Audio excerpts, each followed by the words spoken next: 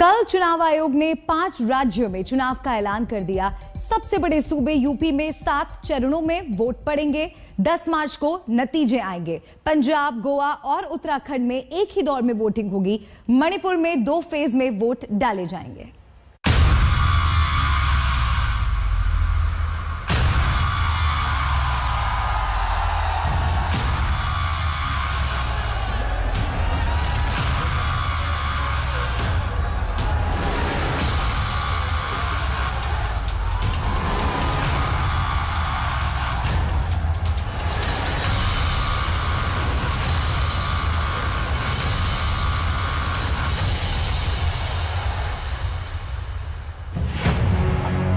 चुनावी बिगुल बज चुका है।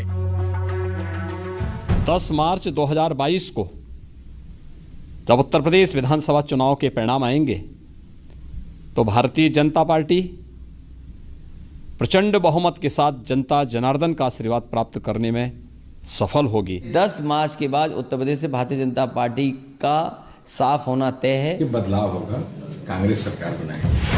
5 राज्यों में विधानसभा चुनाव की तैयारियों का ऐलान हो चुका है। 14 फरवरी वैसे भी आम आदमी पार्टी के लिए बहुत लकी डेट है, बहुत खास डेट है। तो हमें खुशी है इस बात की कि इन तीनों राज्यों में 14 फरवरी को चुनाव है और हमें पूरा भरोसा है कि बहुत ही शानदार रिजल्ट आम आदमी पार्टी को इन तीनों राज्यों में मिलेगा। 10 मार्च को वोटों की गिनती होगी। 300 से अधिक सीटें जीत करके फिर से भारतीय जनता पार्टी की प्रचंड बहुमत की सरकार बनेगी। हमारी नेता की क्रियाशीलता के आधार पर ये दावा करते हैं कि उत्तर प्रदेश की जनता सही निर्णय करने वाली है। सियासी बिसात बिछ चुकी है। मुझे पूरा विश्वास है कि 14 फरवरी वैलेंटाइंस डे के दिन पूरा पंजाब एक आवाज में आई लव यू केजरीवाल कहेगा और आम आदमी पार्टी को एक बार पंजाब में पंजाब के लोगों की सेवा करने का मौका देगा। अब तैयारी है रण की, तैयारी है फतेह की।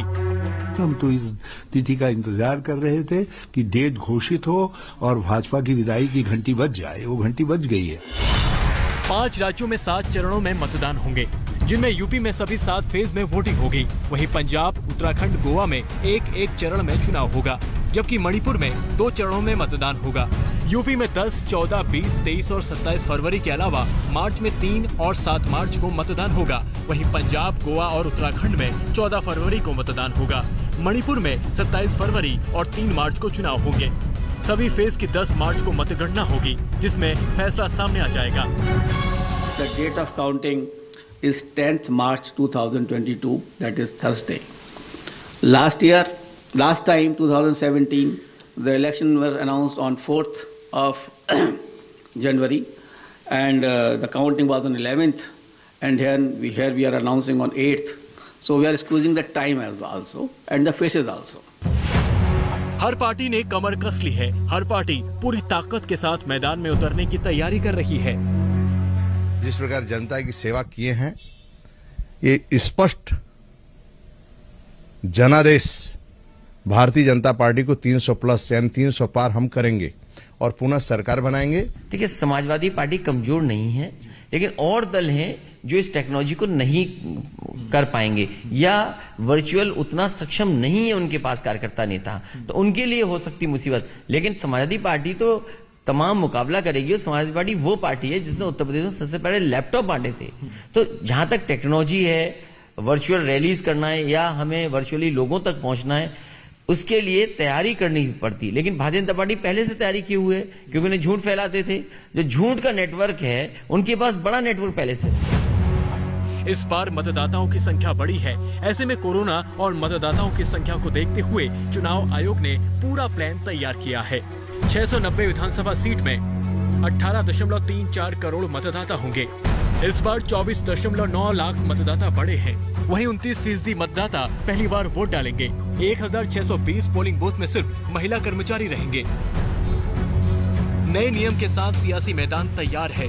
नए घमासान के साथ, नए मुद्दों के साथ तय होगा कि कौन से राज्य में कौन सी पार्टी बाजी मारती है और कौन अपना किला बचा पाती है, किसके दुर्ग में सेंध लगती है। आज तक ब्यूरो। यूपी समेत 5 राज्यों में चुनावी तारीखों का ऐलान तमाम पाबंदियों के साथ हुआ है। कोरोना के खतरे को देखते हुए फिलहाल ना ही कोई रैली हो सकेगी और ना ही जनसभा। इसके साथ मतदान के दौरान भी आयोग की ओर से सख्त गाइडलाइंस जारी की गई हैं।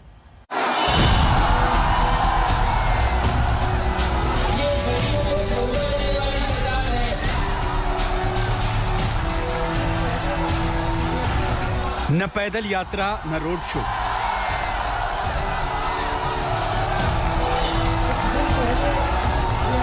न रैलियों में भीड़ इकट्ठा करने की इजाजत और न नुक्कड़ सभाएं।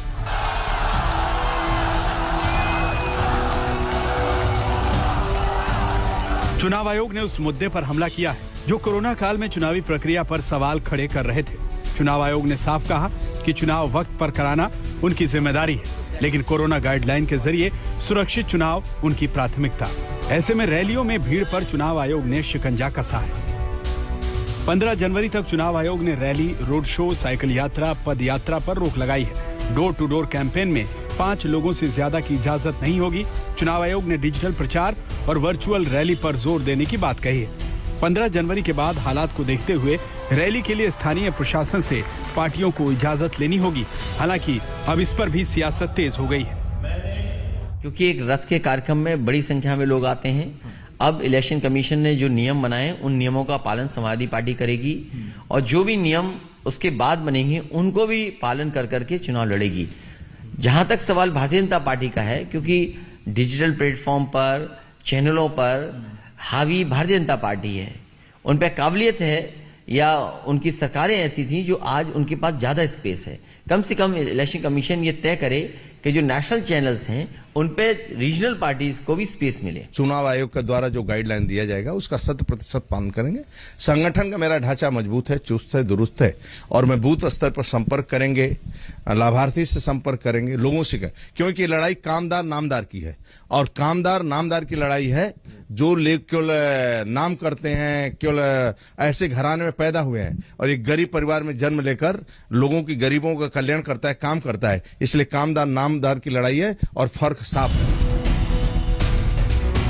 इतना ही नहीं, सभी एजेंसियों को अलर्ट किया गया है। सभी कार्यक्रम की वीडियोग्राफी होगी। वहीं 900 ऑब्जर्वर पूरी नजर रखेंगे। गैर कानूनी पैसे और शराब पर भी चुनाव आयोग अपनी नजरें गड़ाए रहेगा। चुनाव में पैसे को खर्च करने को लेकर भी चुनाव आयोग ने नई लिमिट जारी की है। यूपी, पंजाब और उत्तराखंड में 40 लाख रुपए हर कैंडिडेट खर्च कर पाएगा। मणिपुर और गोवा में यह खर्च की सीमा 28 लाख रुपए होगी। उम्मीदवारों को आपराधिक जानकारी देनी होगी। उम्मीदवार ऑनलाइन नामांकन कर सकेंगे। सुविधा ऐप के जरिए ऑनलाइन नामांकन हो जाएगा। Political parties and candidates are advised to conduct their campaign as much as possible through digital, virtual media platforms, mobile-based mode instead of physical mode, ensuring strict compliance of COVID safety norms.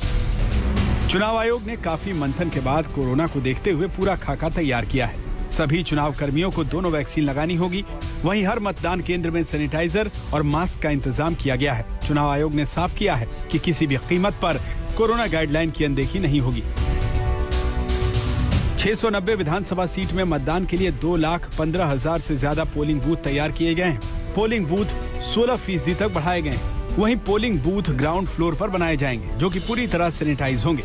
इतना ही नहीं, 80 साल से ज्यादा उम्र के बुजुर्ग, दिव्यांग और कोविड प्रभावित लोगों के लिए पोस्टल बैलेट की भी सुविधा की गई है। हर बूथ में 1250 मतदाता वोट डाल पाएंगे। मतदान के लिए 1 घंटे ज्यादा वक्त बढ़ाया गया है। वोटर्स को पहली बार चुनाव नियमों की पर्ची दी जाएगी। चुनावी नियमों का उल्लंघन करने पर एक्शन लिया जाएगा। अब सवाल खड़ा होता है कि कोरोना को देखते हुए नियमों का ऐलान तो हो गया है, लेकिन इसे लागू कराना भी चुनाव आयोग के लिए बड़ी जिम्मेदारी है, क्योंकि पिछले चुनाव में रैलियों में भीड़ हो या फिर चुनावी कर्मियों की कोरोना से मौत, चुनाव आयोग सवालों के घेरे में था। आज तक ब्यूरो। दिल्ली में इस वक्त 55 घंटे का कोरोना कर्फ्यू चल रहा है और ये वीकेंड कर्फ्यू सोमवार सुबह 5 बजे तक चलेगा। ऐसा ही कर्फ्यू दिल्ली में दूसरी लहर के दौरान भी लगाना पड़ा था, जिसके 4 दिन बाद ही दिल्ली में लॉकडाउन लगाने की नौबत आ गई थी। सवाल ये कि इस बार क्या होगा। दिल्ली में 55 घंटे का वीकेंड कर्फ्यू चल रहा है।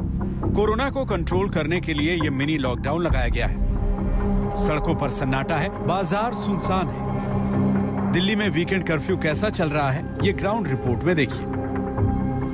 इस वक्त मैं मौजूद हूँ बंगाली मार्केट में, जहां पर इस वक्त बहुत भीड़ हो जाती है सुबह के वक्त, लेकिन अभी यहाँ वीकेंड कर्फ्यू का पालन सही से किया जा रहा है। यहाँ जो दुकानें खुली हैं वो केवल और केवल जरूरी और आवश्यक सामानों को लेकर खुली हुई हैं, जितनी भी एसेंशियल सर्विसेज में आती हैं। और अब नोएडा दिल्ली बॉर्डर की तस्वीरें भी देखिए, कैसे वाहनों की चेकिंग की जा रही है, क्योंकि वीकेंड कर्फ्यू में सिर्फ उन्हें ही जाने की इजाजत है जो बहुत जरूरी काम से जा रहे हैं। इस वक्त हम मौजूद है दिल्ली नोएडा बॉर्डर पर। तस्वीरें आपको दिखाना चाहेंगे कि लगातार पुलिस की तरफ से जो चेकिंग अभियान है वो यहाँ पर किया जा रहा है। सिर्फ एसेंशियल सर्विस से जुड़ी गाड़ियों को ही जाने की इजाजत जो है वो दी जा रही है।